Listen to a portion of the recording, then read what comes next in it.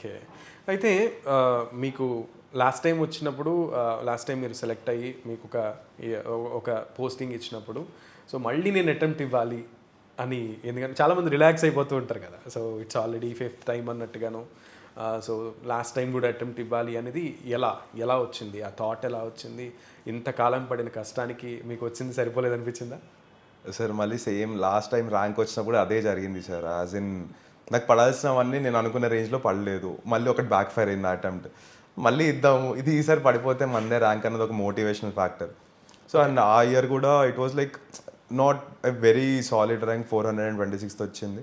But my aim was a bit higher. So మళ్ళీ ఒకసారి attempt అయితే ఇద్దాము, విత్ డిటాచ్డ్ ఫ్రమ్ రిజల్ట్ ఒకసారి అయితే ఇచ్చేద్దాం, ఇంకేదైతే అది అన్నట్టు game my last attempt. So ఏదైతే అది అవుతుంది అని చెప్పి లాస్ట్ అటెంప్ట్ ఇచ్చారు. Are you really satisfied with this rank personally? అంటే అపార్ట్ ఫ్రమ్ యువర్ ప్రిపరేషన్ అదంతా కంపేర్ చేసుకుని 62nd ర్యాంక్ అంటే ఓకే ఫైన్ అనుకున్నారా? Sir in years of struggle తర్వాత definitely that was a key relief moment. అంటే 1 నుంచి 80 దాకా ఎంత కొట్టినా కానీ end of the day everyone is a ranker. So I'm satisfied in that way. కాకపోతే మళ్ళీ ఇయర్ కూడా ఒకటి యాజ్ యూజువల్గా ఒకటి మళ్ళీ బ్యాక్ ఫైర్ అయింది. Okay, but yeah okay, I'm happy sir. ఇంకా అటెంప్ట్స్ ఉంటే రాసే ఓపిక మీ దగ్గర ఉందా? Sir not eligible sir once. Of course అంటే I'm just asking you, if you are having more 3 or 2 attempts మీరు రాస్తారా? లేదు సార్, ఇంకా డన్ అంతే. Once I got my desired service I'm like done with it. So what are you looking for ఇప్పుడు? IAS, IPS, IFS so ఉంటాయి కదా sir. I got 62 rank, so I'm expecting IAS is my first choice. Detail రిపోర్ట్లో కూడా అదే పెట్టారు? దాంట్లో పెట్టిన తర్వాతనే మనకు అలొకేషన్ జరుగుతుంది సార్. సో ఇప్పుడు మీరు ఫేస్ చేసినటువంటి ఇంటర్వ్యూకి ఇంతకుముందు ఫేస్ చేసినటువంటి ఇంటర్వ్యూస్కి ఏమైనా డిఫరెన్స్ మీకు కనిపించిందా? Because experience place a clear role కదా సార్. ఇంటర్వ్యూస్ దాంట్లో every board is different and వాళ్ళు అడిగే క్వశ్చనర్స్ కూడా డిఫరెంట్. వాళ్ళు మనల్ని ఏది టెస్ట్ చేద్దాం అనుకుంటున్నారు completely different. So every interview experience was unique experience. One change which I observe within myself was, ఈసారి I was not so stubborn that I should perform in the interview. అంటే performance pressure అనేది వదిలేసాను ఇంటర్వ్యూలో. అంటే we have only that 15-20 minutes for the interview. 20 ఈసారి కూడా only 24 minutes మాత్రమే జరిగింది ఇంటర్వ్యూ. ఓకే.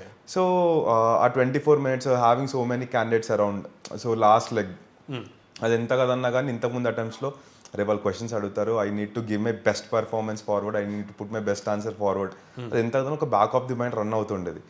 ఈసారి ఐ వాజ్ లైక్ రిలాక్స్డ్, అరే ఓకే యావరేజ్ ఆన్సర్ అయినా చెప్పు, I to take that tension, chill ఉండు, okay let's just speak our heart out and ఇంకేదైతే అది ఇది అన్నట్టు. సో సినిమాలు, మూవీస్, మొబైల్స్ ఇవన్నీ కూడా మీ ప్రిపరేషన్లో భాగమేనా, లేదంటే వాటన్నిటిని పక్కన పెట్టేసి ఓన్లీ బుక్స్ అన్నారా? సార్ మొబైల్ ఎక్కువ వాడను, బట్ నా ప్రిపరేషన్ అంతా డిజిటల్ ప్రిపరేషన్ ల్యాప్టాప్లో. But I'm a very big movie fan. ఇంకా Ashok Nagar hub we have so many theatres and onlines కూడా ఉన్నాయి. So web series and movies I regularly watch them. Who is your favourite hero then? Chiranjeevi sir.